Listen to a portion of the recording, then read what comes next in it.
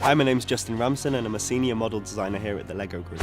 So we've taken one of the most iconic structures, which is the Statue of Liberty, and then we've Apocalypseburg-ified it, and it's got loads of secret hideouts and bases that are basically sprung up around the monument to defend the Bricksburgers against the oncoming Duplo attack.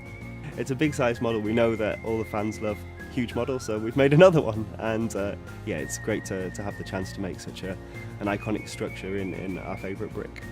So this model's made up of multiple rooms. So you've got iconic architectures such as the coffee shop, where Emmet orders the overpriced coffee. You've got Chainsaw Dave's beaten up camper van that's used to prop up the tablet of the statue. You've got a gym that's made out of a train, so the characters can literally train to become battle ready against the Duplo invasion. There's also an armory where they can get armoured up, a tattoo parlour and a barber shop where they can get a brand new haircut to look even more angry and amped up. Wildstyle's got a hideout so she can just chill and relax and brood. And then at the very top of the statue you've got a room for Where's My Pants guy, so he can hide away. And then different platforms and levels throughout the model so the characters can stand and look out into the distance and seek out trouble.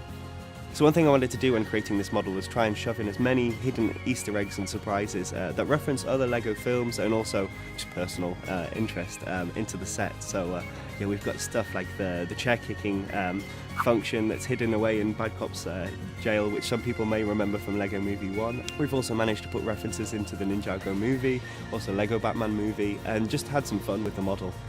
So one of the Easter eggs that I'm really happy about is that I've collaborated with the graphic designer, who's also from the same region in the UK that I'm from, and we've put our favourite dish, which is a chicken parmesan, on the menu in Apocalypseburg. So it's perfect for those starving wasteland appetites. So the graphic designer's job on the movie is we would take reference art from the studio or we'd create our own. It was a really good time when we were creating this set because the new trailer came out.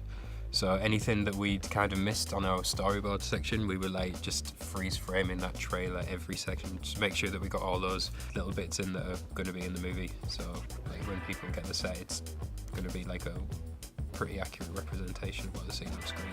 So with this set we get Emmet, we get Wildstyle, we got Apocalypseburg Batman, we got Bad Cop, Where's My Pants guy, Larry the Barista, Green Lantern, Harley Quinn, Chainsaw Dave, and then we get 3 Apocalypseburg residents as well.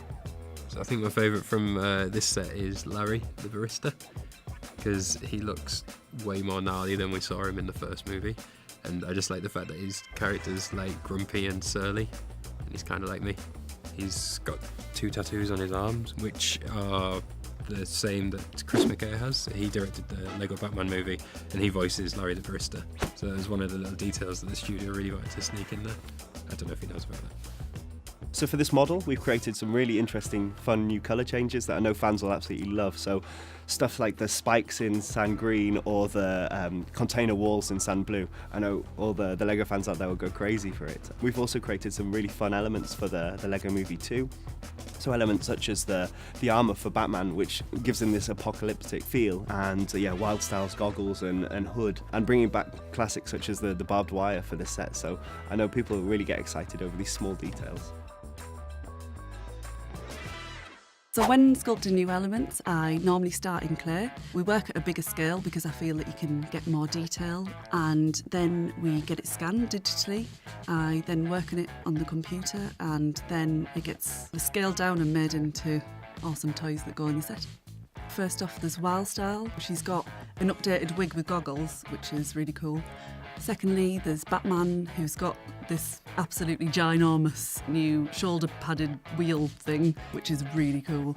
And there's a new armour piece for Green Lantern. The idea was from the first movie, the world's got tougher, the world's got rougher, everyone's had to learn how to adapt. So you can see like Batman's thriving on it. He looks like he's from the wastelands and he's taken to it like instantly, whereas Emmet stayed exactly the same. So I think the idea is that everyone else has gone wild and got really aggressive, and he's still a sweet, naive like Emmet that we liked from the first movie. So before we got to the final set, there was around 30 or 40 different iterations. I'm known in the office as a bit of a hoarder, so I've kept every single one of these, and they just stack up around my desk, which is great for my other colleagues because I've got this big wall of Statue of Liberties. So I have two favourite parts when creating a set like this. So the first one is the concept phase, so when I get to explore new building techniques and, oh, what can I put here? And, oh, maybe this engine of this model can be put here. And, oh, there's an old Lego truck that I had as a child. I'd love to put a reference to that in, so shove that in. And now it's a hot tub.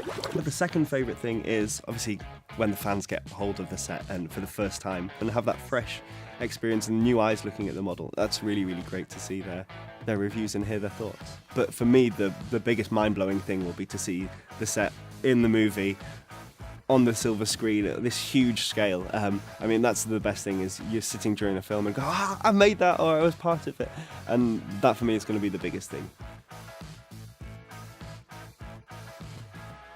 When I see my pieces that I've worked on in sets, it's super exciting to know that worldwide people will be playing with something that I sat at my desk sculpting. It's just very exciting to see it scaled down. Whilst I've worked at Lego, it's kind of hard to gauge how many I've designed, but I'd say, I don't know, upwards of 50 maybe, 50 new elements, yeah. I can't believe I'm here. Like, it's ridiculous. People get paid to play with Lego. Like, that's end of. Yeah, there's 300 designers, but it's crazy that we're basically living our childhood dreams. So my two bits of advice that I'd give to anyone who wants to be a Lego designer is never stop building. Like, just keep on building, being passionate about Lego, go and study something that's art and design related, and just get immersed in the brick. And the second thing is always just to test yourselves with building whatever it be. I mean, I used to always love building people's faces out of Lego, so never realised that I could make a car, or I could make a castle, or whatever it be. So it's been great to be pushed out of the comfort zone and build something that you may not be used to. If anyone wants to become a Lego designer, I think it's mainly keep up with the sketching and sharing ideas with people. Being able to take the feedback and then implement it in your own designs is always a great one, because we're working with such a big team. It's everyone needs to be doing this constantly to try and improve. So I worked in the movies, and I did makeup and hair and practical sculpting, and then I was approached by someone from Lego that needed a new sculptor, and it was like the perfect combination for that job role. So if anyone out there wanted to be an element designer, I'd say get practical, get sculpting, look at everything. You get a new brief and you're like, oh, this is pretty cool, and you just roll with it, and every day can be different because you get such diverse briefs. So I applied for a job at Legoland, making the huge models that you see all over the world, and then one evening thought, oh, maybe I'll apply. Oh, I'll never be able to get it, but I'll apply and I'll see what happens. And yeah, now I'm here, and yeah, I've even got goosebumps talking to you.